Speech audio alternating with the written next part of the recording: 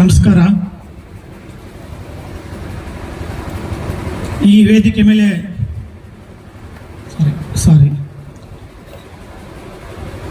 ಈ ಕಾರ್ಯಕ್ರಮಕ್ಕೆ ಆಗಮಿಸಿರುವ ನಮ್ಮ ಜನಪ್ರಿಯ ನಾಯಕರಾದಂತಹ ಕೊತ್ತೂರು ಮಂಜಣ್ಣನವರೇ,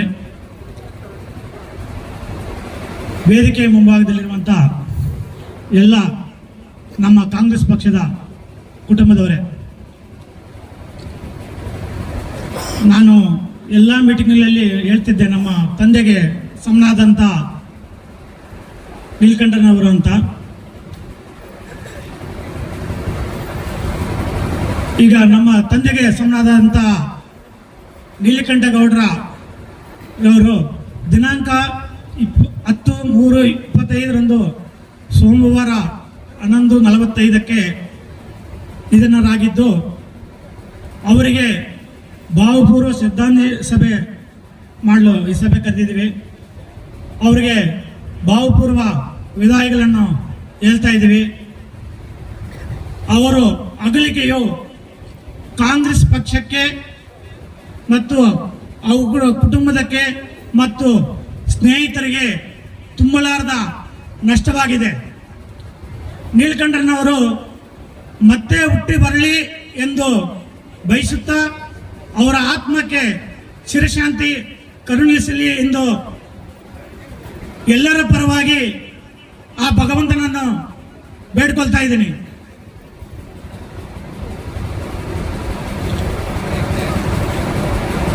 ನೀಲಕಂಠನವರ ಅಗಲಿಕೆಯು ನಮ್ಮ ಕಾಂಗ್ರೆಸ್ ಪಕ್ಷದ ಕಾರ್ಯಕರ್ತರಿಗಿಂತ ಅವರ ಕುಟುಂಬಕ್ಕೆ ಇನ್ನೂ ತುಂಬಲಾರದ ನಷ್ಟ ಆಗಿದೆ. ಅವರ ದುಃಖವನ್ನು ಭರಿಸುವ ಶಕ್ತಿ ಕೊಳ್ಳಿ ಅಂತ ಹೇಳ್ಬಿಟ್ಟು ತಮ್ಮ ಎಲ್ಲರ ಪರವಾಗಿ ನಾನು ಆ ಭಗವಂತನಲ್ಲಿ ಬೇಡ್ಕೊತಾ ಇದ್ದೀನಿ. ನಾವೆಲ್ಲರೂ ಅವರು ನೋಡ್ತಿದ್ವು, ಅವರು ಯಾವ ರೀತಿ ಇಲ್ಲಿ ಹೆಡ್ ಮಾಸ್ಟರ್ ತರ ಕೂತ್ಕೊಂಡು ಬೆಳಗ್ಗೆಯಿಂದ ಸಾಯಂಕಾಲವರೆಗೂ ಪಕ್ಷದ ಕಾರ್ಯಕ್ರಮಗಳನ್ನು ಯಾವ ತರ ನಡೆಸ್ತಾ ಇದ್ರು ಅಂತ ನಾವು ನೋಡಿದ್ದೀವಿ.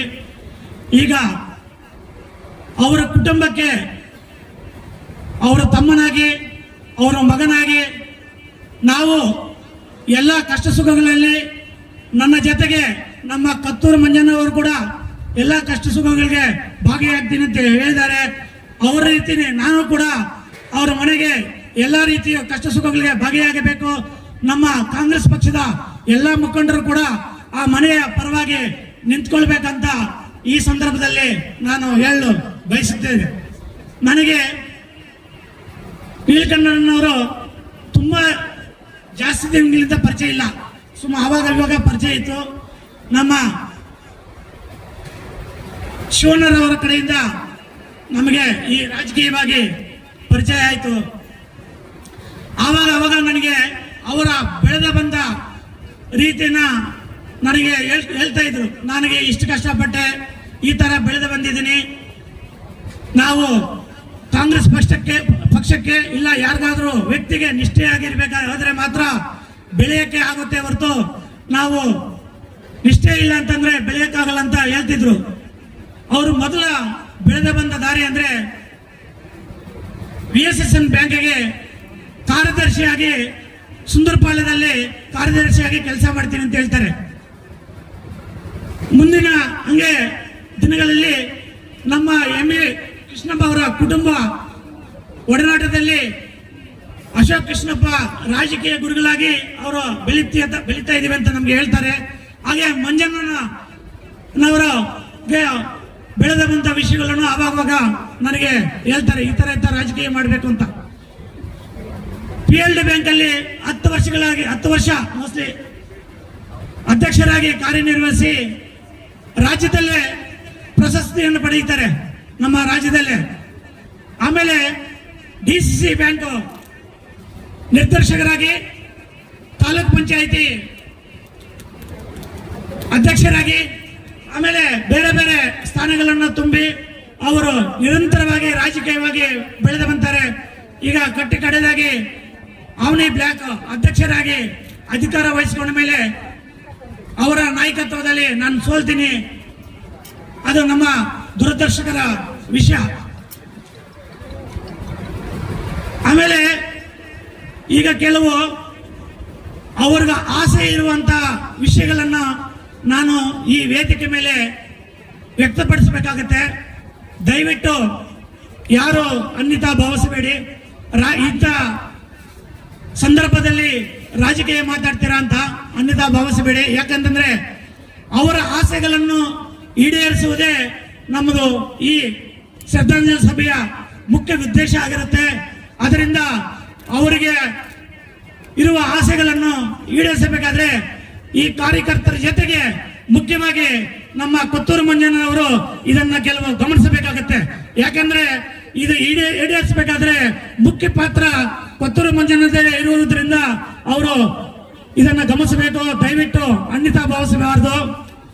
ಅವರು ಅಧಿಕಾರ ಹಂಚಿಕೆ ಮಾಡಬೇಕು ಅಂತ ಹೇಳ್ತಿದ್ರು. ನನಗೆ ಅಧಿಕಾರ ಹಂಚಿಕೆ ನೋಡಿ, ಈಗ ಕಾಂಗ್ರೆಸ್ ಸರ್ಕಾರ ಬಂದಿದೆ, ಎಲ್ಲ ಅಧಿಕಾರಗಳನ್ನು ಅವರೇ ಇಟ್ಕೊಂತಾರೆ, ನಮ್ಮನ್ನ ಸುತ್ತಾ ಇರ್ತಾರೆ.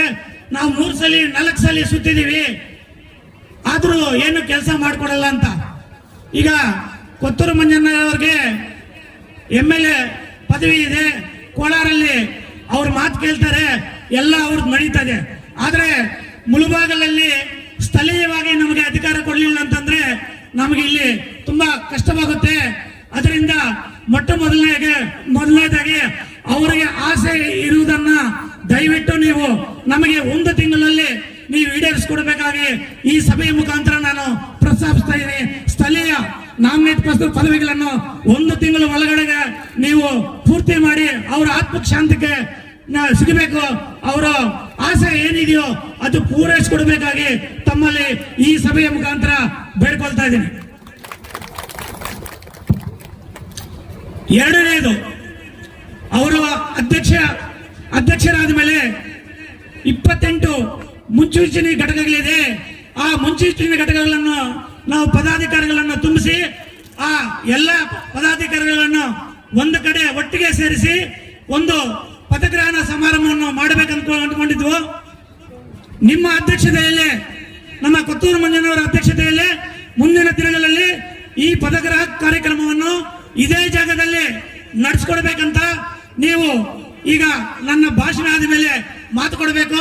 ಆ 28 ಮುನ್ಸೂಚನೆ ಘಟಕಗಳನ್ನು ತುಂಬಿಸಿ ನಮಗೆ ಇದೇ ಜಾಗದಲ್ಲಿ ಪದಾಧಿಕಾರಿಗಳ ಕಾರ್ಯಕ್ರಮಗಳನ್ನು ನಡೆಸಿಕೊಡ್ಬೇಕಾಗಿ ತಮ್ಮಲ್ಲಿ ಈ ಸಭೆಯ ಮುಖಾಂತರ ನಮ್ಮ ನೀಲಕಂಠನವರಿಗೆ ಆಸೆ ಏನಿತ್ತು ಆ ಈಡೇರಿಸಿಕೊಡ್ಬೇಕಾಗಿ ತಮ್ಮಲ್ಲಿ ಈ ಸಭೆಯ ಮುಖಾಂತರ ರಿಕ್ವೆಸ್ಟ್ ಮಾಡ್ಕೊಂತ ಇದ್ದೀನಿ. ಈ ವಿಷಯ ಹೇಳಬಾರ್ದು, ಆದರೂ ಈ ನಮಗೆ ವಿಧಿ ಇಲ್ಲ, ನಾವು ಹೇಳಬೇಕಾಗುತ್ತೆ. ಪಕ್ಷದ ಸಂಘಟನೆ ಮಾಡಬೇಕಾದ್ರೆ ಗುಂಪುಗಾರಿಕೆಯನ್ನು ತಡೆಗಟ್ಟುವುದು ಮೊಟ್ಟ ಮೊದಲನೇದಾಗಿ ನಾವು ಮಾಡಬೇಕಂತ ನನಗೆ ಯಾವಾಗಲೂ ಹೇಳ್ತಿದ್ರು ಯಾರು, ನೀಲಕಂಠನವರು. ಅಂತ ಗುಂಪುಗಾರಿಕೆಗಳನ್ನು ಶಮನ ಮಾಡಬೇಕಾದ್ರೆ ಅದು ಕೊತ್ತೂರು ಮಂಜಣ್ಣನಿಂದ ಮಾತ್ರ ಸಾಧ್ಯ. ದಯವಿಟ್ಟು ಅಂತ ಅವಕಾಶಗಳಿಗೆ ನೀವು ಕಿವಿ ಕೊಡದೆ ಅದನ್ನು ಮೊದಲನೇದಾಗಿ ಕರೆಸಿಬಿಟ್ಟು ಯಾರಾದರೂ ಅಂತವ್ರಿದ್ರೆ ನೀವು ಅದನ್ನು ಶಮನ ಮಾಡಬೇಕು. ಇಲ್ಲ ನಿಮ್ಮ ಮಾತು ಕೇಳಲಿಲ್ಲ ಅಂತಂದ್ರೆ ಪಕ್ಷದಿಂದ ಹೊರಹಾಕಬೇಕಾಗಿ ತಮ್ಮಲ್ಲಿ ಈ ಸಭೆಯ ಮುಖಾಂತರ ನಾನು ಕೇಳ್ಕೊಳ್ತಾ ಇದ್ದೀನಿ. 4ನೇದಾಗಿ, ಪಕ್ಷದ ಕಚೇರಿಯನ್ನು ಕಟ್ಟುವ ಒಂದು ಆಸೆ ಇತ್ತು ಅವರಿಗೆ. ನಾವು ಎಲ್ಲರೂ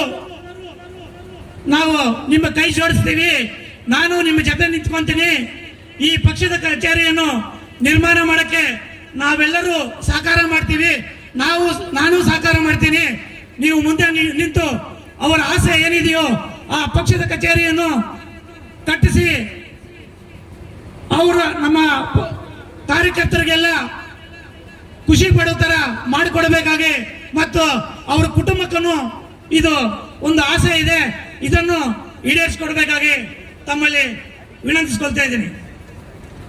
ಹಾಗೆಯೇ ನಮ್ಮ ನೀಲಕಂಠನವರು ರಾಜಕೀಯವಾಗಿ ಸಕ್ರಿಯವಾಗಿ ಯಾವ ತರ ಇದ್ದರು, ಅವರ ಕುಟುಂಬದಿಂದ ಯಾರಾದರೂ ಒಬ್ಬ ಸದಸ್ಯರು ಮುಂದಿನ ದಿನಗಳಲ್ಲಿ ಪಕ್ಷದ ಎಲ್ಲ ಕಾರ್ಯಕ್ರಮಗಳಿಗೂ ಸಕ್ರಿಯವಾಗಿ ಪಾಲ್ಗೊಳ್ಕೊಳ್ಬೇಕಂತ ಈ ಸಭೆಯ ಮುಖಾಂತರ ನಾನು ಕೇಳ್ಕೊಳ್ತಾ ಇದ್ದೀನಿ.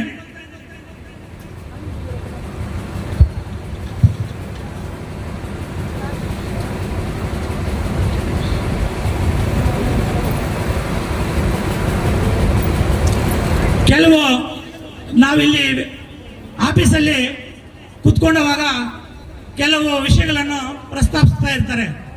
ನೀಲಕಂಠನವರು ಇದನ್ನು ದಯವಿಟ್ಟು ಅನ್ಯತಾ ಭಾವಿಸಬೇಡಿ, ಕೆಲವು ವಿಷಯಗಳೆಲ್ಲ ಗೊತ್ತಾಗ್ಲಿ ಅಂತ ನಾನು ಹೇಳ್ತಾ ಇರ್ತೀನಿ. ಈಗ ಯಾಕಂದ್ರೆ ಪಕ್ಷದ ಇಲ್ಲಿಂದ ಸಂಘಟನೆ ಮಾಡಬೇಕಾದ್ರೆ ನಮಗೆ ಕೊತ್ತೂರು ಮಂಜಣ್ಣನವರ ಬೆಂಬಲ ಜಾಸ್ತಿ ಬೇಕು. ಇಲ್ಲ ಅಂದ್ರೆ ಇಲ್ಲಿ ಪಕ್ಷದ ಸಂಘಟನೆ ಸ್ವಲ್ಪ ತೂತುಲಿಕ್ಕೆ ಇವರು ಜಾಸ್ತಿ ಇದ್ದಾರೆ. ಅದರಿಂದ ಈ ಪಕ್ಷದ ಸಂಘಟನೆ ಮೂಲ ಉದ್ದೇಶ ನೀಲಕಂಠನಾಗಿತ್ತು. ಅವರು ಯಾವ ತರ ಮಾಡ್ತಿದ್ರಂತ ನಿಮ್ಗೆಲ್ಲರಿಗೂ ಗೊತ್ತಿರೋ ವಿಷಯ ಇದೆ. ಮಂಜಣ್ಣ ಬಂದಾಗ ಸಡನ್ ಆಗಿ ಯಾರಾದರೂ ಬರ್ತಾರೆ, ಪಕ್ಷದ ಕಾರ್ಯಕ್ರಮಗಳಲ್ಲಿ ಭಾಗವಹಿಸಲ್ಲ. ಆವಾಗ ನಾನು ಯಾರೋ ಒಬ್ರು ಬಂದು ನಾವಿಬ್ರು ಮಾತಾಡ್ತಾ ಇರುವಾಗ, ನಾನು ನೀಲಕಂಠನ ಮಾತಾಡ್ತಾ ಇರುವಾಗ ಯಾರೋ ಒಬ್ರು ಬಂದು ಹೇಳ್ತಾರೆ, ಮಂಜಣ್ಣ ಬಂದ ತಕ್ಷಣ ಬಂದ್ಬಿಡ್ತಾರೆ, ಇವರು ಪಕ್ಷದ ಸಂಘಟನೆಗಳಲ್ಲಿ ಪಾಲ್ಗೊಳ್ಳೋದೇ ಇಲ್ಲ. ಆವಾಗ ನೀಲಕಂಠನ ಹೇಳ್ತಿದ್ರು, ಮಂಜಣ್ಣಗೆ ಮೃದು ಸ್ವಭಾವ, ಚಿಕ್ಕ ಮಕ್ಕಳ ತರ ಮನಸ್ಸು, ಅವರು ಏನು ಮನಸ್ಸಲ್ಲಿ ಇಟ್ಕೊಳ್ಳಲ್ಲ, ಆದ್ರೆ ಯಾರ್ಯಾರು ಏನೇನು ಮಾಡ್ತಾ ಇದ್ದಾರೆ ಅಂತ ಎಲ್ಲ ಅಬ್ಸರ್ವ್ ಮಾಡ್ತಾ ಇರ್ತಾರೆ. ಅವರಿಗೆ ಸಂದರ್ಭ ಬಂದಾಗ ಯಾರ್ಯಾರಿಗೆ ಯಾವ ತರ ಅಧಿಕಾರ ಕೊಡಬೇಕು, ಯಾರ್ಯಾರಿಗೆ ಏನೇನು ಮಾಡಬೇಕು ಅಂತ ಅವ್ರಿಗೆ ಗೊತ್ತಿದೆ, ನೀನು ಸುಮ್ಮನೆ ಹೋಗಪ್ಪ ಅಂತ ಒಬ್ಬರಿಗೆ ಹೇಳ್ತಾರೆ. ಆ ತರ ಮಂಜಣ್ಣಗೆ ಈ ಪಕ್ಷದ ಸಂಘಟನೆ ವಿಷಯದಲ್ಲಿ ಯಾರ್ಯಾರು ಯಾವ ತರ ಪಾಲ್ಗೊಂತಾರೆ, ಯಾರ್ಯಾರು ಸುಮ್ಮನೆ ಕಾರ್ಯಕ್ರಮಗಳಿಗೆ ಬರೆದಿರ ಮಂಜಣ್ಣ ಬರುವ ಟೈಮಲ್ಲಿ ಮತ್ತೆ ಬರ್ತಾರೆ, ಅದೆಲ್ಲ ಮಂಜಣ್ಣಗೆ ಬಂದಿದೆ. ದಯವಿಟ್ಟು ಈ ವಿಷಯಗಳು ಹೇಳ್ತೀನಂತ ಅನ್ಯತಾ ಭಾವಿಸಬೇಡಿ. ನಾವು ಏನೇ ಮಾತಾಡಿದ್ರು ಈ ವೇದಿಕೆಯಲ್ಲಿ ಪಕ್ಷದ ಸಂಘಟನೆ ಉದ್ದೇಶ ಇಟ್ಟುಕೊಂಡು ಮಾತ್ರ ನಾನು ಮಾತಾಡ್ತಾ ಇದ್ದೀನಿ. ಆ ತರ ಏನಾದರೂ ಇದ್ರೆ ಬದಿಗೊತ್ತು ಬಿಟ್ಟು ಮುಂದಿನ ದಿನಗಳಲ್ಲಿ ಪಕ್ಷದ ಸಂಘಟನೆಯಲ್ಲಿ ನೀವು ಒತ್ತು ಕೊಡಬೇಕು. ಯಾಕಂದ್ರೆ ನಮ್ಮ ನೀಲಕಂಠನವರ ಉದ್ದೇಶ ಕೂಡ 24 ಗಂಟೆನೂ ಪಕ್ಷದ ಸಂಘಟನೆ ಮಾತ್ರ ಇತ್ತು. ಈಗ ರಾತ್ರಿ 10 ಗಂಟೆಯಿಂದ 11 ಗಂಟೆ ಒಳಗಡೆ ನನಗೆ ಫೋನ್ ಮಾಡ್ತಿದ್ದಳು ಡೈಲಿ. ಮೋಸ್ಟ್ಲಿ ಅಕ್ಕ ಅವ್ರಿಗೆ ಗೊತ್ತಿರುತ್ತೆ, ನೋಡಿರ್ತಾನೆ. ಮೊನ್ನೆ ನನಗೆ ಅವ್ರು ಹೇಳಿದ್ರು, ಯಾವಾಗಲೂ ಬೆಳಗ್ಗೆಯಿಂದ ಸಾಯಂಕಾಲದವರೆಗೂ ಏನೇನು ಕಾರ್ಯಕ್ರಮಗಳಾಗಿದೆ, ಏನೇನು ಮಾಡಬೇಕು, ಯಾವ ತರ ಮಾಡಬೇಕು ಅಂತ ಅವರು ರಾತ್ರಿ 10 ಗಂಟೆಯಿಂದ 11 ಗಂಟೆವರೆಗೂ ನನಗೆ ಮಾತಾಡ್ತಿದ್ರು.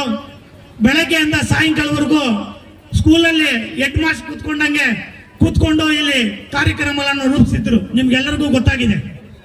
ದಯವಿಟ್ಟು ಅವರನ್ನು ಅವರ ಆತ್ಮ ಶಾಂತಿಗೆ ಸಿಗಬೇಕಾದ್ರೆ, ಅವರ ಆಸೆ ಈಡೇರಬೇಕಾದ್ರೆ ನಾವು ಮುಂದಿನ ದಿನಗಳಲ್ಲಿ ನಮ್ಮ ಕೊತ್ತೂರು ಮಂಜಣ್ಣಗೆ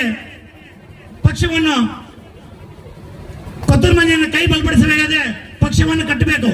ಇನ್ನೊಂದು ವಿಷಯ ಹೇಳಿದ್ರು, ನೋಡಪ್ಪ ನೀನೇನಾದ್ರೂ ಈ ಮೂಲಬಾಗ್ಲಲ್ಲಿ ಗೆದ್ದಿದ್ರೆ ಕೊತ್ತೂರು ಮಂಜಣ್ಣ ಮಿನಿಸ್ಟರ್ ಆಗ್ತಿದ್ರು. ಈಗ ನಾವಿಲ್ಲಿ ಸೋತಿರುವುದರಿಂದ ಮಿನಿಸ್ಟರ್ ಗಿರಿ ತಪ್ಪೋಯ್ತು. ಮುಂದಿನ ದಿನಗಳಲ್ಲಿ ಕೊತ್ತೂರು ಮಂಜಣ್ಣನ ಕೈಯನ್ನು ಬಲಪಡಿಸಬೇಕಾದ್ರೆ ನಾವು ಇಲ್ಲಿ ಗೆಲ್ಲಬೇಕು. ಇಲ್ಲಿ ಗೆಲ್ಲುವ ಜೊತೆಗೆ ಇನ್ನೂ ಒಂದು 2-3 MLAಗಳನ್ನ ನಾವು ವಿಶ್ವಾಸಕ್ಕೆ ತಗೋಬೇಕು. ಆವಾಗ ರಾಜ್ಯ ಮಟ್ಟದಲ್ಲಿ ನಾಯಕರಾಗಿ ನಮ್ಮ ಕೊತ್ತೂರು ಮಂಜಣ್ಣವರು ಬೆಳೆಯಕ್ಕೆ ಸಹಕಾರ ಆಗುತ್ತೆ. ಆದ್ರಿಂದ ಗುಂಪುಗಾರಿಕೆ ಇಲ್ಲದೆ ನಾವು ಇಲ್ಲಿ ಪಕ್ಷವನ್ನು ಕಟ್ಟಬೇಕಂತ ಕಿವಿ ಮಾತುಗಳನ್ನು ಹೇಳ್ತಾ ಇದ್ರು. ಈಗ ಕೊತ್ತೂರು ಮಂಜಣ್ಣ ಕೈ ಬಲಪಡಿಸಬೇಕಾದ್ರೆ ಯಾವುದು ಗುಂಪುಗಾರಿಕೆಗಳಿಲ್ಲದೆ ಪಕ್ಷವನ್ನು ಕಟ್ಟಬೇಕಾಗುತ್ತೆ. ದಯವಿಟ್ಟು ಎಲ್ಲ ಬದುಕುತ್ತೆ. ಮುಂದಿನ ದಿನಗಳಲ್ಲಿ ಕಾಂಗ್ರೆಸ್ ಪಕ್ಷವನ್ನು ಕಟ್ಟೋಣ, ಬೆಳೆಸೋಣ ಅಂತ ಹೇಳ್ಬಿಟ್ಟು ಮಂಜಣ್ಣವರ ಕೈಯನ್ನು ಬಲಪಡಿಸೋಣ ಅಂತ ಹೇಳ್ಬಿಟ್ಟು ಈ ಸಂದರ್ಭದಲ್ಲಿ ಹೇಳುತ್ತಾ, ನನಗೆ 2 ಮಾತುಗ ಅವಕಾಶ ಮಾಡಿಕೊಟ್ಟ ತಮ್ಮೆಲ್ಲರಿಗೂ ವಂದಿಸುತ್ತಾ, ನೀಲಕಂಠನವರಿಗೆ ಪಾದಾರಗಳಿಗೆ ವಂದಿಸುತ್ತಾ ನಾನು ಮಾತನ್ನು ಮುಗಿಸ್ತಾ ಇದ್ದೀನಿ. ಜೈ ಹಿಂದ್, ಜೈ ಕರ್ನಾಟಕ. ನಾನು ಈಗ ರಿಕ್ವೆಸ್ಟ್ ಮಾಡಿದ ಈ ಭರವಸೆಗಳನ್ನು ಈಡೇರಿಸ್ತೀನಿ ಅಂತ ಹೇಳ್ಬಿಟ್ಟು ಈ ವೇದಿಕೆ ಮೇಲೆ ಮಾತು ಕೊಡಬೇಕಂತ ಕೊತ್ತೂರು ಮಂಜಣ್ಣನ ವಿನಂತಿಸ್ಕೊಳ್ತಾ ಇದ್ದೀನಿ. ಜೈ ಹಿಂದ್, ಜೈ ಕರ್ನಾಟಕ. ಅವ್ರು ಹೇಳಿದ ಮಾತುಗಳೆಲ್ಲ